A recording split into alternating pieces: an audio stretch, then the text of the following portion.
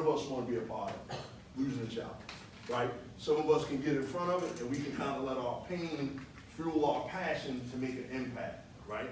So the next speaker is Patrice Bullock from the Bailey's Heart and Soul Foundation. So please give her a round of applause because she has a dynamic story as well. Hi everyone, thank you so much for coming out, and thanks Marty for sharing your story. My name is Patrice Bullock, and I am with the Bailey's Heart and Soul Foundation. Foremost, I'm a mom. My son Bailey passed away on May 12, 2021 from sudden cardiac arrest. At the time, Bailey was only 16. My story, Bailey had just finished a 100-meter track and field event at his school. He won the race, so that was a good thing. But after running his 100-meter track and field event, it was clear, compared to some of the symptoms that Marty just mentioned, that Bailey was not feeling well. He probably didn't speak up, I can't say. But Bailey went into sudden cardiac arrest. With him, sort of like Devon Hamlin, sort of like acting as though he was having a seizure. And I'm sure people around probably thought he was just having a seizure and not that he was in a medical crisis. Once Bailey went into sudden cardiac arrest, one of his peers actually saw when he went down, went to the school door to try to get some attention for the security guard who was actually inside or should have been at his post. Unfortunately, the security guard was not there. So the child looked around, Bailey was still laying down on his side. The child went around to the side of the school to seek assistance. The coach came out and there was a parent. Bailey was still lying on his side. You can tell that the parent called 911 and the parents was told the parent was a medical provider. However, the coach was still standing there, just looking. No one touched my 16-year-old Bailey at the time. The security guard who was on his post later came to the scene, and the coach directed him for him to go and get the AED. He walked like he was going to church, it wasn't a medical emergency, to go and get the AED. By the time the security guard came back to the scene, it was 8 minutes and 45 seconds.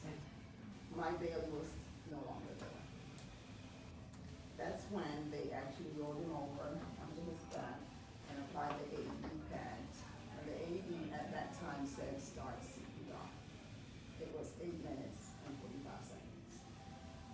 Each time that I say 8 minutes and 45 seconds, I am always emotional because I just cannot believe that someone, even if no one knew how to respond, at least just to touch, are you okay, are you okay?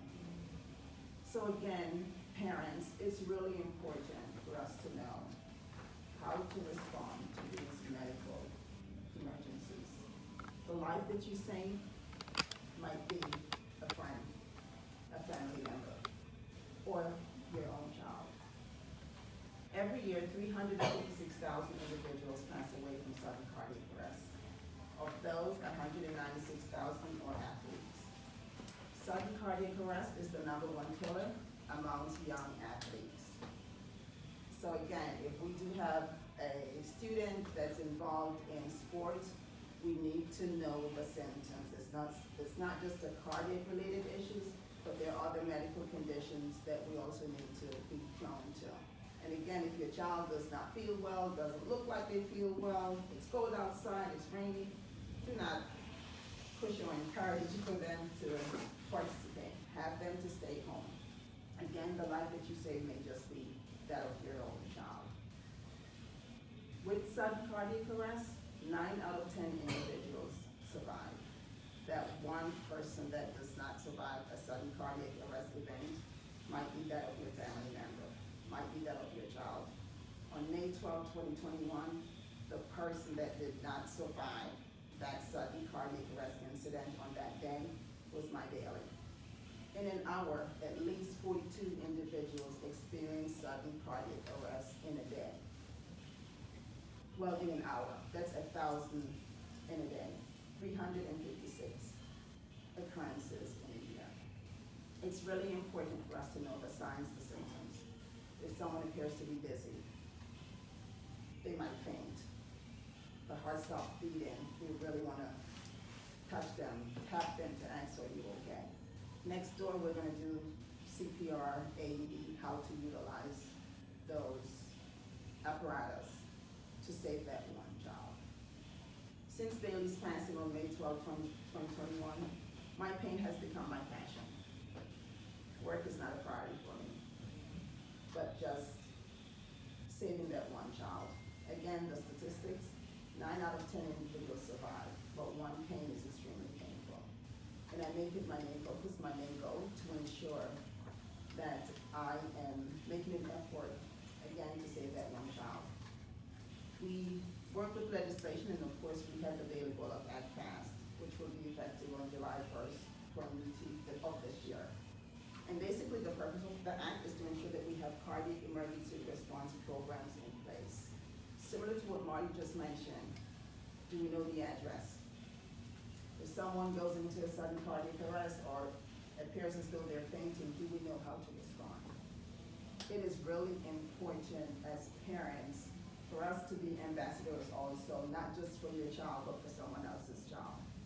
The life that we save may just that be